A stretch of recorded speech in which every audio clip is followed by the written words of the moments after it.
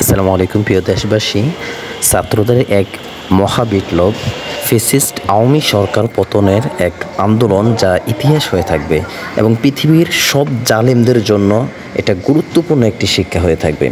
তবে এই আন্দোলনকে কেন্দ্র করে মেট্রো রেলে হামলা, ভাঙচুর, লুটপাট অনেক কিছু হয়, আপনারা জানেন অবশ্যই। যদিও এটা ছাত্রদের কাজ ছিল না, এটা অন্য একটি মহল ছাত্রদের আন্দোলনকে অন্যদিকে প্রবাহিত করার জন্য মূলত এই কাজটি করা হয়েছে।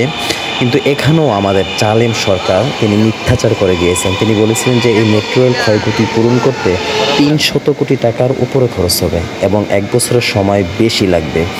কিন্তু ১ বছর তো অনেক দূরে, সেখানে মাত্র ১ মাসের ব্যবধানেও এই মেট্রো রেল আবার আগের অবস্থানে চলে এসেছে। তবে বিশেষ করে দুটি স্টেশনে হামলা হয়েছে, মিরপুর ১০ এবং কাজীপাড়া। যারা মেট্রো রেলে ভ্রমণ করবেন, মেট্রো রেলে আসবেন, তবে খেয়াল রাখবেন মিরপুর ১০ এবং কাজীপাড়া এই দুটি স্টেশনে রেল এখনও থামবে না। গত ২৫শে অগস্ট রবিবার সকাল ৭টা থেকে মেট্রো রেল চালু হয়ে যায়।